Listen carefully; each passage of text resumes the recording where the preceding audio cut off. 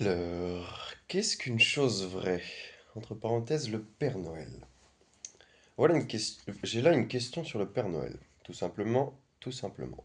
J'ai là une question sur le Père Noël, tout simplement. Voilà. C'est un père qui vous demande votre opinion sur ce mythe. Doit-on laisser l'enfant croire au Père Noël et à la petite souris pour la perte des dents de lait, ou encore aux œufs de Pâques? Quand des camarades d'école lui apprendront la vérité, l'explication des parents sur le symbolisme du Père Noël suffira-t-elle à compenser le désappointement de l'enfant, qui va s'apercevoir brutalement que ses parents lui ont menti? Bien, je crois que c'est là une fausse question. Les enfants ont beaucoup besoin de poésie, et les adultes aussi, puisqu'eux-mêmes continuent à se souhaiter la Noël. N'est-ce pas? Puisqu'eux-mêmes continuent à se souhaiter le Noël, n'est-ce pas? Qu'est-ce qu'une chose vraie? Le Père Noël fait gagner tellement d'argent, ce n'est pas vrai? Quand on gagne beaucoup d'argent, ça a l'air d'être une chose vraie, n'est-ce pas? Alors, je crois que ce monsieur s'inquiète de ce que l'enfant croit au Père Noël comme si c'était mentir que de lui en parler. Mais un mythe, c'est de la poésie, et elle a sa vérité aussi. Bien sûr qu'il ne faut pas continuer trop longtemps, ni dire que le Père Noël ne fera pas de cadeaux si l'enfant n'obéit pas aux parents, etc. Si les parents en rajoutent et ont l'air de prendre cette croyance trop au sérieux, plus que l'enfant lui-même, il ne pourra plus leur dire: «Eh bien, tu sais, les camarades m'ont dit que le Père Noël n'existe pas.» C'est ce jour-là qu'il faut lui expliquer la différence entre un mythe et une personne vivante, qui est née, qui a eu des parents, une nationalité, qui a grandi, qui mourra et qui forcément, comme tous les êtres humains, habite dans une maison sur Terre, pas dans les nuages. Je vous dis tout de suite que l'auditeur en question est violemment contre les Pères Noël, notamment ceux qui se promènent dans la rue. C'est pas- C'est peut-être qu'il trouve à juste titre que ces braves gens déguisés dépoétisent le Père Noël, celui auquel il a cru et qu'on ne rencontrait pas dans la rue tout le mois de décembre, qui existait seulement dans la nuit de Noël. Ça l'agace. Ou c'est peut-être, au contraire, un monsieur qui n'a plus beaucoup de poésie dans le cœur. En tout cas, je ne sais pas si vous croyez encore au Père Noël, mais moi, j'y crois toujours. Je peux bien vous raconter, puisque tout le monde sait que je suis la mère de Carlos, le chanteur, que lorsque Jean, car c'est son vrai nom, était à la maternelle, il m'a dit un jour: «Mais comment ça se fait que les Pères Noël, il y en ait tant? Il y en a des bleus, il y en a des violets, il y en a des rouges.» On se promenait dans les rues et il y avait partout des Pères Noël. Alors, je lui ai dit: «Mais tu sais, le Père Noël, celui-là, je le connais, c'est un tel.» C'était l'un des employés d'une maison de jouets, ou d'une pâtisserie, qui s'était déguisé en Père Noël. «Tu vois, il s'est déguisé en Père Noël. Et l'autre aussi, c'est un vendeur du magasin déguisé en Père Noël.» Il m'a demandé: «Mais alors, le vrai?» Le vrai, il n'est que dans notre cœur. C'est comme un lutin géant qu'on imagine quand on est petit. On est content de penser que des lutins ou des géants, ça peut exister. Tu sais bien que les lutins, ça n'existe pas. Les géants, des contes non plus. Le Père Noël, il n'est pas né, il n'a pas eu un papa, une maman. Il n'est pas vivant.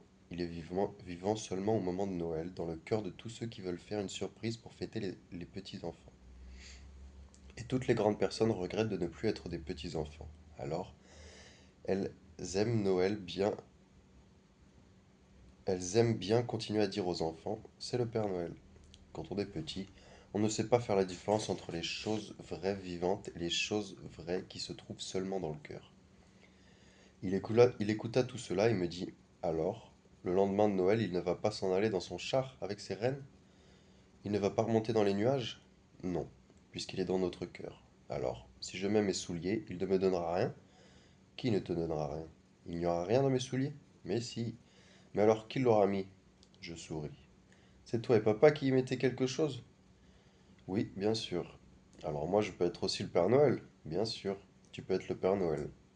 Nous allons mettre nos souliers, ton père, moi et Marie. Tu mettras des choses dedans. Et puis toi, tu sauras que c'est toi le Père Noël pour les autres. Et moi, je dirai merci Père Noël. Ce sera toi qui auras eu le merci. Mais je ferai comme si je ne savais pas.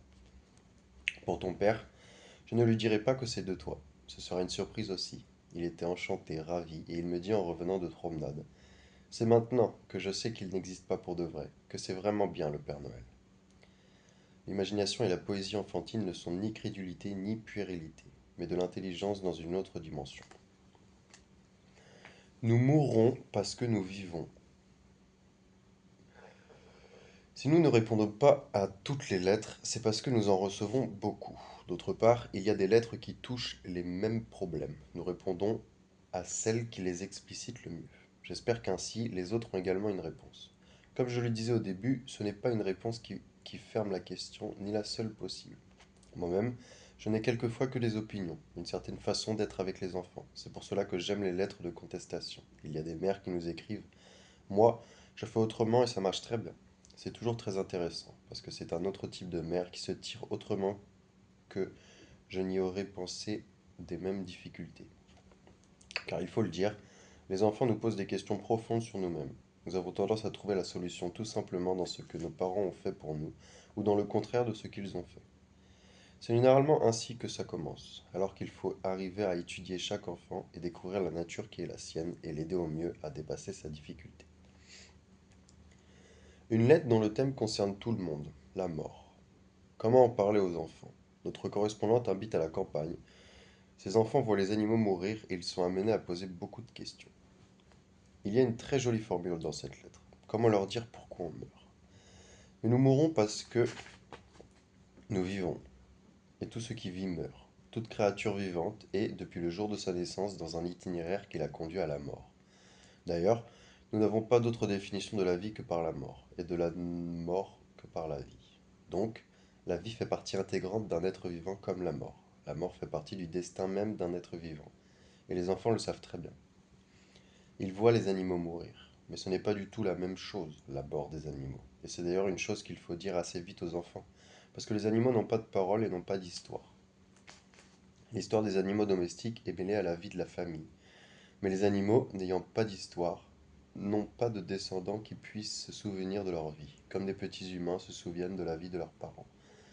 Nous savons bien que les personnes les plus âgées, avant de mourir, retournent à leurs souvenirs d'enfance et appellent encore leur maman. Nous, nous avons une histoire. Notre corps est étroitement lié aux paroles que nous avons reçues de nos parents.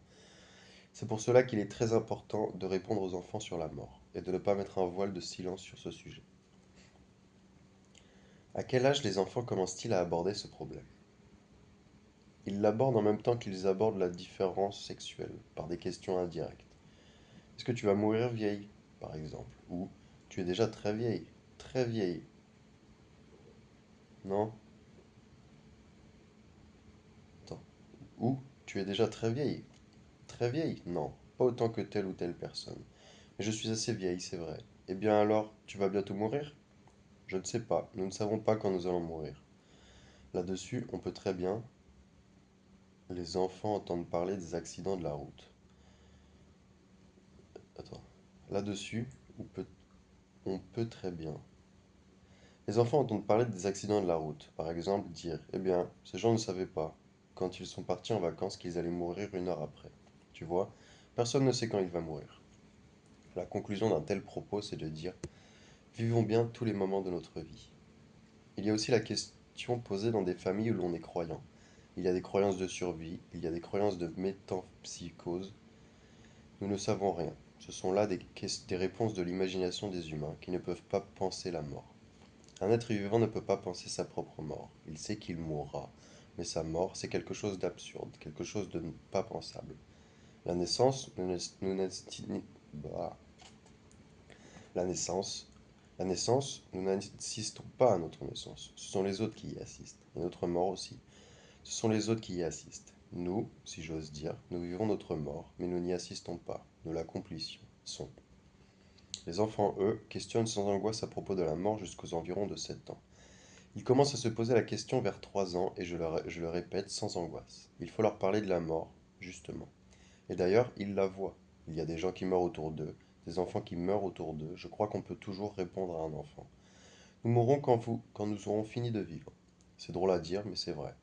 Vous n'avez pas idée de ce que ces paroles rassurent, de ce que vous n'avez pas dit, vous n'avez pas idée de ce que cette parole rassure un enfant. Lui dire, sois tranquille, tu ne mourras que quand tu auras fini de vivre. Mais je n'ai pas fini de vivre. Eh bien, puisque tu vois que tu n'as pas fini de vivre, tu vois que tu es bien vivant. Mon petit garçon avait entendu parler de la bombe atomique. Il revient de l'école et me dit, c'est vrai, la bombe atomique? C'est vrai que tout Paris peut disparaître? Mais oui, oui, c'est vrai tout ça. Mais alors, ça peut arriver avant déjeuner, après déjeuner? Il avait 3 ans. Mais oui, ça pourrait si on était en guerre. Mais nous ne sommes plus en guerre maintenant. Et puis, si ça arrivait, même si l'on n'est pas en guerre, eh bien, tu vois, nous n'y serions plus. Ah, ben alors, je préfère que ça arrive après déjeuner. J'ai répondu, tu as bien raison. Et c'était fini. Vous voyez, il y avait un petit moment d'angoisse. Est-ce que ça va arriver avant déjeuner? Il avait justement très faim et nous allions bientôt manger. L'enfant est dans l'actuel tout le temps. Ce qu'il dit, c'est dans l'instant. Si quelqu'un de la famille meurt, il est important de ne jamais priver un enfant de la nouvelle de cette mort. Il perçoit l'expression changée des visages familiers. Ce serait grave, étant donné qu'il aimait cette personne et qu'il est inquiet de son absence, qu'il n'ose même pas poser la question. En même temps, ne pas le lui dire, c'est le traiter comme un chat ou un chien, l'exclure de la communauté des êtres parlants. Souvent, on ment aux enfants sur ce sujet-là, à parler de voyages lointains, d'une maladie qui s'avère interminable et dont personne ne donne plus de nouvelles. La situation devient insolite, étouffante. J'ai vu. On m'a amené des enfants en consultation, des enfants qui s'étaient dégradés au point de vue scolaire depuis une certaine date. On cherchait ce qui s'était passé. Eh bien, c'était depuis la mort du grand-père ou depuis la mort de la grand-mère, de laquelle on ne leur avait pas parlé. Quand l'enfant demandait à la voir, tu sais, elle est partie à l'hôpital, elle est très malade. Et puis c'est tout. On fuyait, on changeait de conversation. Eh bien, ce petit, il fallait seulement lui expliquer que sa grand-mère était morte et l'emmener au cimetière pour voir où vont les corps des gens qui sont morts. Lui parler du cœur qui aime qui, lui parler du cœur qui aime qui, lui, n'est pas mort, tant qu'il y a des gens qui se souviennent de ceux qui l'ont aimé. C'est la seule manière de répondre à un enfant. Ce serait très bien qu'à l'occasion du 1er novembre, les familles fassent un tour dans les cimetières. 6 mois à ce moment-là, et puis qu'on réponde à toutes les questions des enfants qui déchiffreront les noms sur les tombes, les dates. Ça leur semblera très lointain, il y aura beaucoup de réflexion. Après, ça sera très gai. Qu'on fasse un bon petit goûter après et qu'on dise, eh bien, nous, on est bien vivants pour l'instant.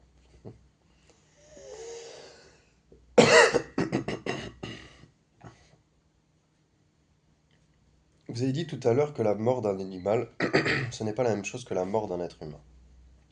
Je voulais dire la mort d'un animal qu'on tue pour la boucherie. Moi-même, je n'ai jamais pu retrouver des souvenirs datant de l'âge de 2 ou 3 ans, autre que celui d'un petit drame de mon enfance. J'avais un canard que quelqu'un avait gagné à la loterie et qu'on m'avait donné. Je jouais avec ce canard tous les jours, dans une cour. Et puis, j'avais décidé que sa maison était dans une caisse. Cette caisse était inclinée contre un mur. Un jour, le canard a dû passer trop près de la caisse, laquelle lui est tombée dessus. Et il est mort. Ça m'a affligé beaucoup. C'est le souvenir d'enfance qui remonte le plus loin pour moi. Je pense donc que la mort d'un animal peut être extrêmement importante pour un enfant. C'est que moi, euh, quand j'étais petit, j'avais deux petits oiseaux. Je sais plus comment des mandarins, un truc comme ça. Il était dans ma chambre, dans une petite cage. Et, euh, et donc je les nourrissais et tout, tous les jours, je leur donnais à boire. Un jour, on est parti en vacances. Et comme un idiot, tu vois, j'ai fait les choses bien. J'ai mis plein à manger, plein à boire pour qu'ils tiennent jusqu'à ce que je revienne. Et en fait, quand je suis revenu, je me suis rendu compte que j'avais oublié de fermer la fenêtre. Et je sais pas comment. Enfin, en fait, la cage est tombée par terre. Donc il n'y avait plus de bouffe, il n'y avait plus d'eau.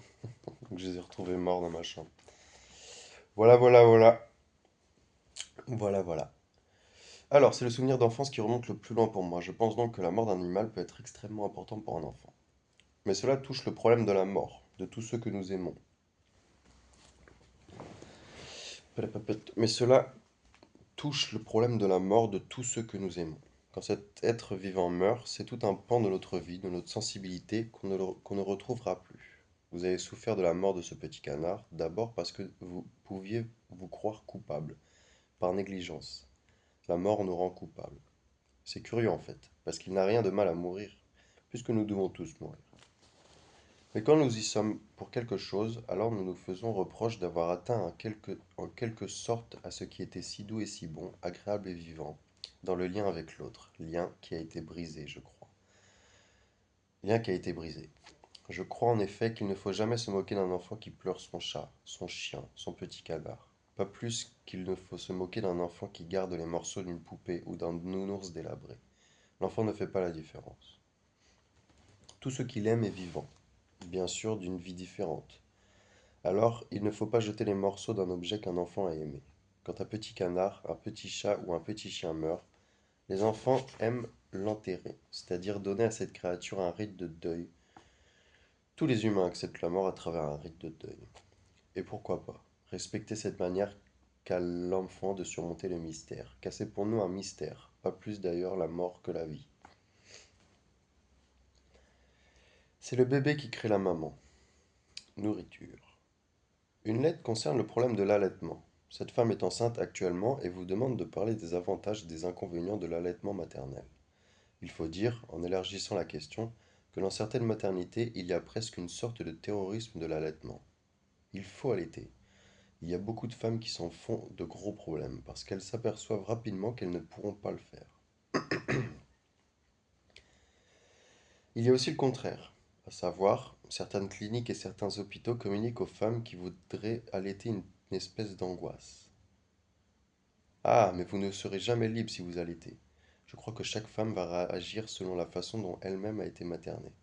Si sa propre mère l'a nourrie au sein, ou bien si elle a regretté de ne pas l'avoir nourrie au sein, j'ai vu des mères qui n'avaient pas de lait et qui voulaient absolument allaiter, alors que, visiblement, l'enfant n'obtenait pas ce qu'il lui fallait. Que les mères évitent sur ce sujet les idées a priori, qu'elles attendent l'arrivée du bébé. C'est le bébé qui crée la maman. Avant, elle peut dire tout ce qu'elle veut. Je ferai ceci, je ferai cela. Le bébé est là, elle change complètement d'avis. Alors qu'elle ne pose pas de questions avant son arrivée.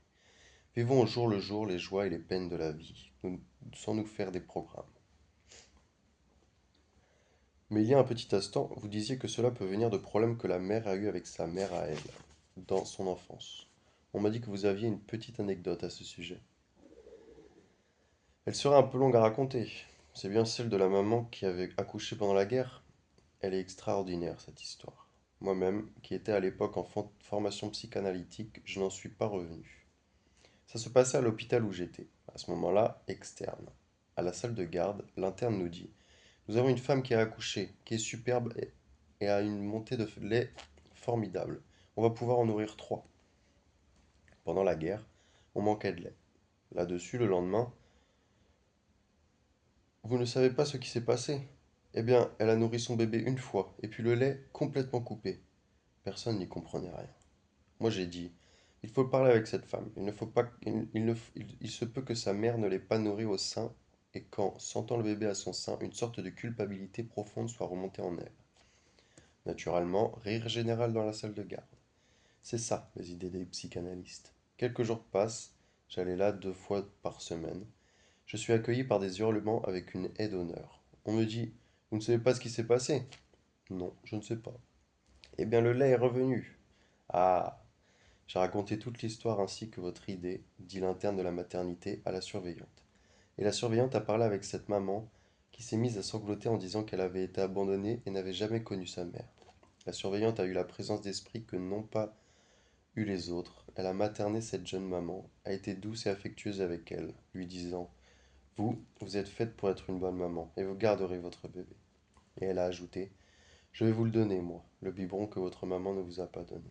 Et après avoir placé le nourrisson entre les bras de la mère, elle a donné, elle, à la mère, un biberon en la prenant dans ses bras avec tendresse. Le lait est revenu peu de temps après. C'est une histoire vraie. Ouh. Une question précise. Ça m'a ému. Pardon. Une question précise maintenant sur l'alimentation des enfants. La mère est d'origine vietnamienne. Mon fils est très difficile. À 7 ans presque, il ne se nourrit que de riz, de pâtes, de viande de bœuf, de pommes de terre, à l'exception de tout autre légume. Il refuse les légumes verts. Pour les fruits, il n'accepte que les oranges, les bananes ou les pommes. Moi, j'essaie d'introduire beaucoup de variétés dans les menus, mais l'enfant refuse de manger ce qu'il n'a pas choisi. Est-ce que cela ne risque pas de compromettre sa croissance? Cette mère ajoute qu'elle ne fait pratiquement pas de cuisine vietnamienne et que de toute façon, l'enfant la refuse. Lorsqu'il allait à la cantine, il acceptait de manger à peu près tout, mais il a demandé lui-même à revenir manger chez ses parents. Cet enfant mange une nourriture tout à fait suffisante pour lui. Il ne mange pas de légumes verts, mais il mange des pommes, des oranges, des bananes. Je ne crois pas qu'il y ait de quoi que ce soit d'inquiétant dans cette histoire. Le plus inquiétant, c'est que la mère s'inquiète. Alors qu'elle se rassure? Qu'elle se rassure. Je pense qu'il se comporte comme ça pour faire marcher sa mère. Qu'elle ne se tracasse pas, qu'elle ne s'en tracasse plus. Qu'elle fasse, pour elle et son mari, des petits plats qu'ils mangeront tous les deux. À lui, qu'elle fasse ce qu'il demande. Toujours la même chose. Et quand il verra qu'ils se réjouissent d'un petit plat, au bout d'un certain temps, il en mangera aussi. Surtout si sa mère ne s'inquiète plus du tout et le laisse véritablement choisir et manger ce qu'il veut. Encore un moment à la maison. Ici l'école et là la publicité. Il ne faut pas oublier toutes celles ou tous ceux, très nombreux, qui nous écrivent simplement pour nous envoyer, comme ça, un petit mot d'encouragement et pour nous dire tout va bien chez nous. Justement là, justement là, il y a la lettre d'une femme qui a deux fils, de 6 et 3 ans, et qui nous remercie de dédramatiser des situations assez courantes, tout en nous disant combien la vie de famille apporte chez elle la joie, malgré... Ouch! Chez elle la joie. Ouch! Ouch! Oh merde! Chez elle la joie, la joie, la... Elle a tout à fait raison, cette femme, si les parents peuvent garder... Oula, pas du tout. Justement, il y a la lettre d'une femme qui a... Parce qu'une femme... Il y a la lettre d'une femme qui a deux fils, de 6 et 3 ans, et qui nous remercie de dédramatiser des situations assez courantes, tout en nous disant combien la vie de famille apporte chez elle de joie, malgré les mille et un problèmes que posent les enfants. On arrive à les résoudre parce qu'on est une famille grande et unie. Elle nous écrit également que, selon elle, les psychologues compliquent la vie de famille. Nous tentons, nous, de ne pas trop compliquer les choses, mais plutôt de les débrouiller. Voici une sorte de lettre plaidoyer concernant l'école à la maison. Institutrice de maternelle, la mère est actuellement en disponibilité. Elle a deux jumeaux à la maison qui ont 19 mois. Dès que les enfants commencent à avoir entre 15 et 18 mois, tout le monde se met à les regarder en disant: il faut qu'ils aillent bientôt à l'école, il ne faut pas qu'ils restent trop longtemps à la maison. Mais moi, j'aurais plutôt envie de les garder encore un moment à la maison. Et puis, si je leur faisais l'école moi-même, est-ce que ce serait grave? On vit bien 70 ans à peu près. Alors pourquoi ne pas essayer de garder ses enfants 5 ou 6 ans à la maison? De plus, elle vous demande comment organiser cette école à la maison. Elle a tout à fait raison, cette femme. Si les parents peuvent garder les enfants jusqu'à l'âge de ce qu'on appelle actuellement la grande école, et que les enfants arrivent à cette grande école en étant véritablement socialisés, c'est-à-dire connaissant des petits camarades, sachant jouer seuls et avec d'autres, sachant être séparés des parents, et surtout habiles de leurs mains, de leur corps et de la parole, sachant à la fois s'amuser et être stable. Car c'est ça le sens de l'école. Seulement, il y a une chose encore ici, ce sont des jumeaux. Vous avez dit deux, on dit toujours deux jumeaux, ce sont des jumeaux. Ils sont très jeunes. Certainement, ils ont besoin assez tôt de vie sociale. Quand les parents ne peuvent pas donner à leurs enfants une vie sociale de 2 ou 3 heures par jour, dans un jardin public ou entre mères qui s'arrangent pour grouper les enfants, je crois que c'est mauvais. Et ce manque de vie sociale entre enfants, c'est à quoi pallier l'école maternelle. Si quelque part, il y a plusieurs enfants, il ne faut pas hésiter à les grouper en pseudo-classe maternelle de 3 à 4 petits. De la même mère, une autre question. Dans ce cas-là, si c'est bien pour mes enfants, qu'est-ce qu'il faut faire? Est-ce qu'il faut organiser des horaires comme à l'école, c'est-à-dire leur donner des habitudes, faire une petite maternelle, ou faut-il les occuper au gré de leurs humeurs? À partir de 3 ou 4 ans, suivant les enfants, il est bon de les habituer à se stabiliser sur une tâche. 20 minutes par-ci, 20 par-là, pendant le courant de la matinée. Choisir des objets que l'enfant groupera lui-même. Tu vas essayer de les peindre, ou faire du piquage, ou des collages. Je crois qu'il est bon que l'enfant ne le fasse pas d'une façon seulement ludique, qu'il fasse quelque chose qui l'intéresse, mais d'une façon régie par une discipline d'horaire et de lieu. Pas n'importe où. Pas dans la cuisine un jour, dans la chambre un autre jour. Voilà, un même endroit, où l'on a toutes ces petites affaires et on s'habitue à les ranger et où on s'habitue à les ranger dans une boîte. Celle des affaires dites de l'école. La fin de cette lettre, la fin de cette lettre. Malgré ce plaidoyer, si je sentais que je devais gêner en quoi que ce soit l'épanouissement de mes enfants par mon projet, je n'hésiterais pas un seul instant à y renoncer. Alors, peut-on la tranquilliser? Absolument. Qu'elle n'y renonce pas? Qu'elle n'y renonce pas, malgré les petites difficultés pécuniaires que ça entraîne, d'après ce qu'elle dit. Une autre lettre, assez brève celle-ci. Nous avons un petit garçon de 3 mois. Cet enfant est très vif, très gai. Il est même, paraît-il, en avance pour son âge. Nous avons décidé avec mon mari que j'allais m'arrêter de travailler jusqu'à ce qu'il ait environ 2 ans, ce qui va me permettre de m'occuper de lui et de continuer notamment à l'allaiter. Cependant, cela va nous poser de petits problèmes financiers si je ne travaille pas. Alors, nous avons pensé à les résoudre, ces problèmes financiers, pour une petite part en tout cas, en faisant poser le bébé pour des photos publicitaires. Elle vous demande ce que vous en pensez, et surtout si cela peut être nuisible pour un bébé, d'être, disons, utilisé si tôt pour gagner sa croûte. Sinon, si vous êtes d'accord, jusqu'à quel âge peut-on faire ce genre de travail à un enfant jeune, sans risquer de se retrouver avec un petit cabotin à la maison? Il y a une question d'abord. Si cet enfant se nourrit et nourrit sa famille, tout petit, je crois que, à quelques inconvénients, on pourrait pallier en mettant chaque fois qu'il aura gagné. Attends. Se nourrit et nourrit. Attends. Si cet enfant se nourrit et nourrit sa famille, tout petit, je crois que, à quelques inconvénients, on pourrait pallier en mettant chaque fois qu'il aura gagné un cachet, une part. Mais une bonne part. Mettons 10 à 15%, peut-être même 50-50, sur un livret de caisse d'épargne de l'enfant.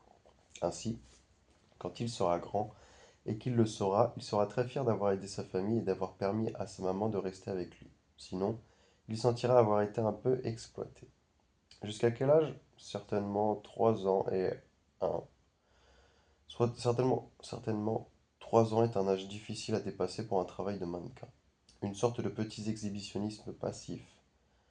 Alors qu'on fasse attention. Une photo de temps en temps, mais ne pas créer un système de rentabilité par ce moyen au-delà de 2 ans. 2 ans et demi.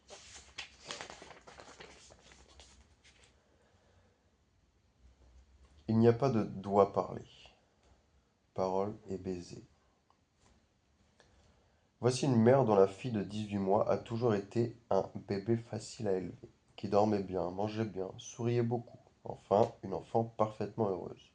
Depuis les vacances, elle a complètement changé. Pendant 3 semaines, la mère est allée en France avec l'enfant et elles ont fait une sorte de tour de la famille avec des étapes d'un jour ou deux.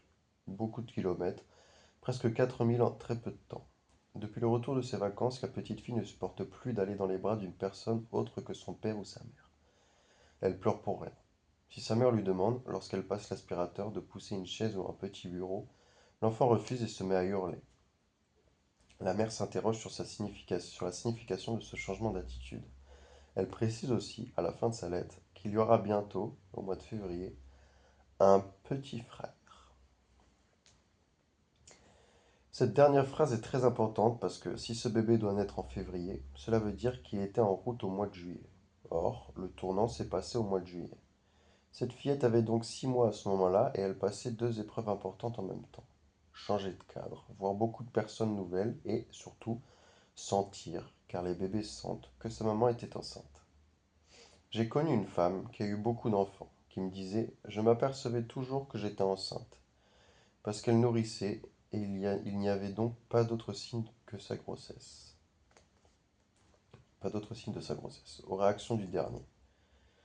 Celui-là régressait, voulait toujours être dans mes bras, braillait dès que je lui demandais quelque chose. Me voilà enceinte à nouveau, pensais-je, et c'était vrai.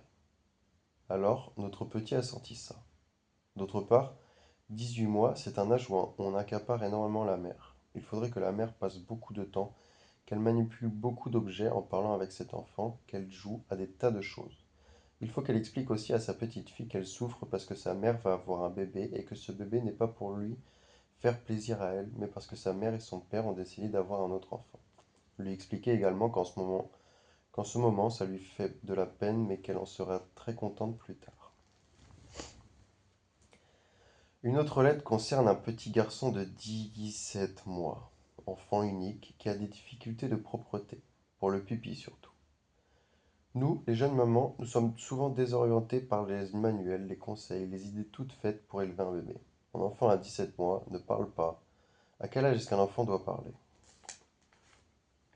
Il n'y a pas de doit parler. Mais pour qu'un enfant parle à l'âge où il aura pas, où il aura à parler, il faut qu'on sente que lorsqu'on lui parle, il est vivant, il vous regarde, il fait des mimiques et que de son côté, il cherche les contacts, veut se faire comprendre. Et puis surtout, l'enfant ne parle pas facilement quand il est le seul interlocuteur de sa mère ou de son père. Un enfant apprend le langage parlé en voyant sa mère parler de lui, ou pour lui, à son père, l'introduisant dans la conversation lorsqu'elle parle de quelque chose. L'enfant doit parler à d'autres personnes aussi. Parler, pour un enfant, c'est apporter ses joujoux et d'autres choses similaires. Il ne faut pas lui dire tu nous déranges, mais tu peux écouter ce que nous disons. Je crois que cette dame, quand elle écrit langage, pense aux mots du langage parlé. Mais oui, mais le langage de mots ne vient sainement que lorsque l'enfant a quelque chose à dire. Or, il dit beaucoup de choses, fait comprendre beaucoup de demandes avant même de parler. Que cette mère ne s'inquiète pas pour la parole. Un garçon parle généralement plus tard qu'une fille, on le sait. Les filles ont généralement la langue bien pendue parce que justement, elles n'ont pas de zizi. Il faut bien qu'on les remarque par autre chose. Je n'aurais pas pensé à ça. C'est pourtant ça. Les garçons parlent plus tard. Parfois les aînés parlent plus tôt parce qu'ils ont très envie de s'introduire entière dans la... Blablabla. Les garçons parlent plus tard. Parfois les aînés parlent plus tôt. Parfois les aînés parlent plus tôt.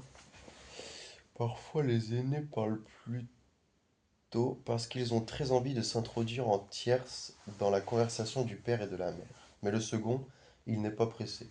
C'est le premier qui parle pour lui. Chaque fois qu'il a besoin de dire quelque chose, chaque fois qu'il a besoin de dire quelque chose.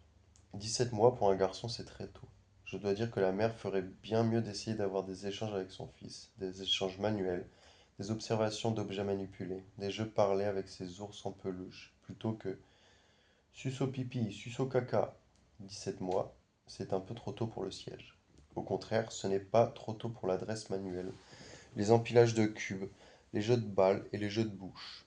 Faire des bulles, chanter avec rythme, brou brou brou. Des tas de bruitages que la maman joue à... Des tas de... Oh là, j'ai du mal. Chanter avec rythme, brou brou brou. Des tas de bruitages. Que la maman joue à des bruitages, chante des chansons, c'est la meilleure manière d'enseigner à parler à un enfant. La mère ajoute que ce petit bébé est très affectueux, très bien entouré, par elle-même et par son mari, et qu'ayant l'habitude de cette affection dans sa famille, lorsqu'il rencontre d'autres enfants ou même des animaux, il a tendance à être très, très affectueux. Alors, elle nous dit, une de mes amies qui a un bébé de 14 mois et demi et que mon fils embrasse, cajole. Excuse-moi, là, j'ai trop du mal à lire là. Qu'est-ce qui se passe? Et qu'ayant l'habitude... Attends, la mère ajoute que ce petit bébé est très affectueux, très bien entouré par elle-même et par son mari. Qu'ayant l'habitude de cette affection dans sa famille, lorsqu'il rencontre d'autres enfants ou même des animaux, il a tendance à être très, très affectueux. Alors, elle nous dit, une de mes amies, qui a un bébé de 14 mois et demi et que mon fils embrasse, cajole, etc., reproche à mon fils d'être casse-pied, d'être trop collant. Est-ce qu'on peut faire quelque chose à cela? C'est peut-être vrai, je ne sais pas. Cela irait assez avec le fait qu'ils ne parlent pas. Quand les enfants ne parlent pas, ils ont tendance, avec les bras et la bouche, à faire du corps à corps, c'est-à-dire à embrasser. Il est probable que cet enfant a été un peu trop cajolé, embrassé. J'en profite pour dire aux mamans que c'est bien agréable pour elles d'embrasser la chair du bébé. C'est si doux. Mais les petits enfants, avant 2 ans, 2 ans et demi, confondent embrasser avec un peu de cannibalisme. Et au lieu d'aimer en parlant, en coopérant dans l'agir, dans le jeu avec des objets, ils aiment au corps à corps. Je crois que ce petit en est là, en ce moment. Je crois que ce petit en est là en ce moment. Je crois que lorsque l'enfant est là, il faut lui dire, tu sais qu'il est petit, il va croire que tu le manges. Peut-être que toi aussi tu crois que grand-mère, ta tante, moi, Quand nous t'embrassons, nous te mangeons. Eh bien, défends-toi. Tu vois, lui, il veut se défendre. Et sa maman le défend parce que lui, il n'aime pas ça. Il ne faut pas qu'il continue. Ce n'est pas bon ni pour le petit ni pour lui de jouer comme ça à des embrassades. Suce la pomme tout le temps. 17 mois, c'est l'âge moteur, acrobate et déménageur, l'âge du jeu de balle, l'âge du touche-à-tout, un tout bien plus intéressant que les personnes. Bref, ce petit un, fait sans doute à un plus petit ce qu'on lui a fait et lui fait encore et qu'il a subi. Il a été un objet pour son entourage, manipulé, embrassé, cajolé, quand il aurait dû être associé à la vie des adultes par le langage et l'agir en coopération. Ce qu'on élève en nounours ou en jeune chiot se croient tels, et en grandissant, ils agressent.